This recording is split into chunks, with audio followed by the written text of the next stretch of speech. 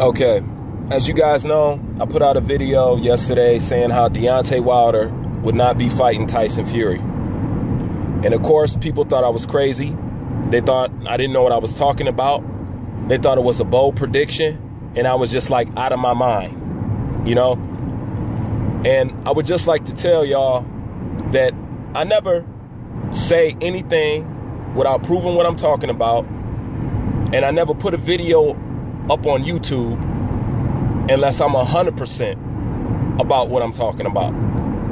You know, when it comes to me making my videos, I tend to play devil's advocate. And I try to destroy my own information that I'm putting out there, so I know how to combat anybody's rebuttals and anything people have to say. That's why my videos be so airtight and lock sealed. This is why when people come to my videos, they tend to talk shit rather than debate me with my subject content. So, as I was saying, I put out this video and people thought it was a little bit preposterous. And I was claiming that these people just really don't know how the game works. You know, that's the whole reason why I made the video. Because people really don't know how the game works. You know, but once again, you know, I don't know what I'm talking about. So, I got up this morning and I seen this article. You see that? Now, see, I know people don't like Eddie Hearn. So, this is actually really not going to help in my favor, you know, because people can't stand Eddie Hearn. But let me ask you something. Is not liking somebody meaning that that person can't say something right or correct? Because if so, that's like saying a bad person cannot do something good and a good person cannot do something bad. And even a broken clock is right once a day. You know, so I understand that using Eddie Hearn pretty much to some people won't help me. But I'm going to show you why I'm using Eddie Hearn. Because people said I didn't know what I was talking about, and I was crazy for thinking it. It just goes to show you, Eddie Hearn is a man inside the game. He is in the boxing world, okay? He grew up off of this. His father is a promoter. Promoting and boxing is in his blood. So that's why he's so relevant. Because this is a guy in the game, of the game, working with fighters inside the game. And even he recognizes that Wilder versus Fury, Fury versus Wilder is flat out ridiculous. And you're basically ignorant for believing it.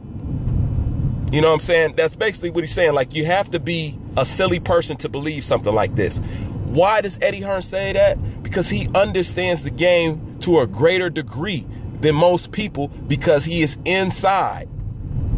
That's why this article right here is extremely relevant. Now, see, yesterday, I was the guy who didn't know he was talking about. Yesterday, I was the guy that said something that sounded completely foreign and crazy to everybody. Now, as you see, even from a person inside the game, that even they agree with what I said. And the title says, you have to be ridiculous to believe that fight would take place. And you know why Eddie says that? It's not because Eddie knows boxing and boxing styles so well. It's because Eddie knows the business so well. And he's saying, business-wise, this is a completely ignorant move on both ends. This is why I told you it's nothing but a smokescreen. It's to help drum up promotion for Tyson Fury's fight, which other has no legs and doesn't deserve no real attention. And it serves for Deontay Wilder so you don't pay attention of him sitting on his ass and his inactivity. So there's no pressure for him to fight the people that he should fight, like Dominic Brazil, Dylan White, and etc. So you can get off his back, okay? So he's going to sit around till December and watch the fight doesn't happen. And instantly, Deontay Wilder has got an ultimate pass once again to sit on his ass and not really do shit. That's the purpose that serves for both of these people, since I know people cannot understand. Well, why would they say this if they're not going to do it? I just explained it to you.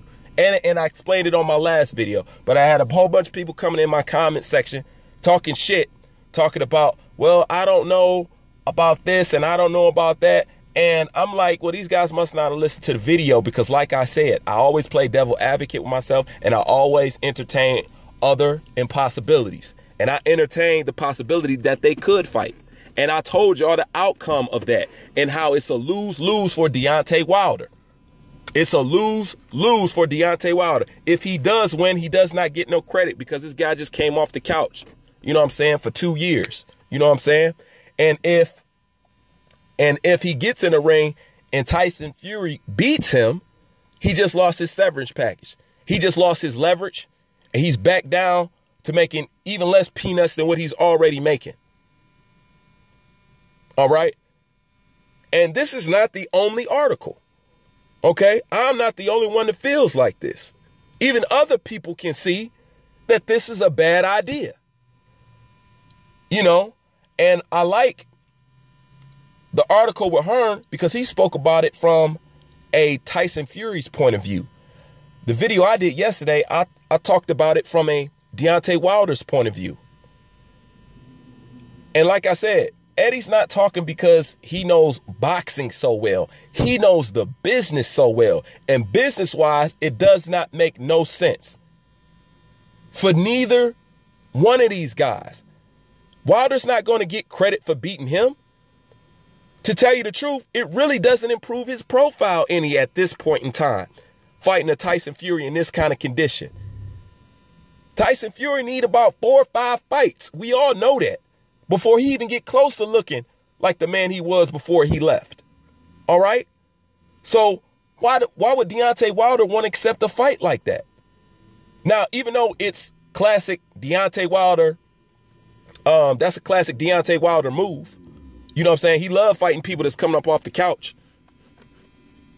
You can ask Marlon Hayes about that. So it just doesn't make sense. Before Tyson got stripped and sat down, you couldn't make a fight between Wilder and Fury. You couldn't do it. Y'all had plenty of time to do it, but you couldn't do it. Now all of a sudden, Tyson Fury, old fat sloppy ass, spring up off the couch, and you guys are real close to making a deal. Why y'all couldn't do it back in the day? But y'all can do it now, though. See, that's because they taking y'all for a ride. It's a smoke screen. It's attention for Tyson Fury's dead fight. But most importantly, it's to give you patience with Deontay Wilder's non-activity. Like I said, Deontay Wilder's handlers have no faith in this guy. This is why Dylan White ain't getting his shot. This is why he's not trying to fight no Dominic Brazil. This is why people who fought after Wilder have been in the ring already again before Wilder. This is why y'all can't understand it. And there's no reason in hell why he shouldn't fight Dylan White. Why is this man dodging big paydays? It doesn't make no sense. It makes no sense at all. And this just goes to show you, yesterday, I was crazy and all by my lonely. But today, as you see, for people who got a brain and for people who are in the business, even they say you got to be ridiculous for believing this. And to see, you know what I want to do? I want to put it out here to the point where this smoke screen that they trying to do, you actually have to go through with it now. You know what I'm saying? Because I want to put so much pressure out there to say you guys never attended on fighting each other, that they fuck around and have to actually do it. Now, that's the scary part for both of them. They might have to fuck around and actually do it. But that wasn't the intent. But why would you want to fight this out of shape ass Fury? And if you were Tyson Fury's manager, why would you want him to fight Deontay Wilder for his 3rd fight when you know this guy's not acclimated back yet? Business sense, it makes no sense. In all sports is a business first and a sport second. Let me say that again. All sports is a business first and a sports second. If it doesn't make dollars, it doesn't make sense. And none of this shit makes sense. I'm out. And one more thing. I just wanted to point this out before I get out of here. Because, you know, I understand what I said went over a lot of people's head. And like I said, it was crazy to them what I was talking about. And I'm all about showing and proving. But just to show you how keen my ear is to the ground when it comes to this boxing stuff. And when it comes to presenting my material and knowing what I'm talking about. I'm going to leave you guys with this. Now, I want you to take a look at the date of the article. Okay. This right here is the date of my video. Okay, so you can see this. Now, I'm going to read from this article, okay? It says, Hearn does not expect Fury to fight Tony Bellew, Dillian Whyte, or Wilder until 2019 at the very earliest. What? When he just fought Safir Safari, and now he's fighting Andrea Pizzanetta? Don't be ridiculous. Listen, you can be bluffed out by what you want. Oh, wow, yeah, let's tune in to Fury's next fight because if he wins, he's going to fight Wilder, Hearn told IFL TV. Now, what did I say about what this really meant for Wilder and what it really meant for Fury? I told you guys, this is nothing but to draw up attention for Fury's next fight. Okay. And as you see, Eddie Hearn in a nutshell just basically confirmed or alley-ooped what I just said a day before. But I'm going to stop for a minute and I'm going to keep going. He won't fight Bellew. He won't fight Dillian Whyte. He ain't going to fight Deontay Wilder. I'm sure he will next year. He'll fight everybody. But he's got no confidence at this moment. He's just been out of the ring for 2 years. But it's a great story, to be fair, and it's good for the hype. What did I say? Didn't I tell you this ain't nothing but hype? To give Tyson Fury some hype for his otherwise dead fight, which ain't nothing, and to provide protection for Deontay Wilder so you don't pay attention to how inactive he has been. Okay? This article was done on the 3rd. My video was done on the 2nd. Once again, I understand that this is Eddie Hearn. And I know people don't like Eddie Hearn. But just like I mentioned, people thought what I said was crazy. I'm using Eddie Hearn because this is a guy in the game. And he knows the game. And he's saying what they're doing is nothing but hype. Okay? I said it a day before. And now he's saying it the day right after. Almost exactly what I've been telling y'all. But this is not to debate whether Eddie Hearn is right or wrong.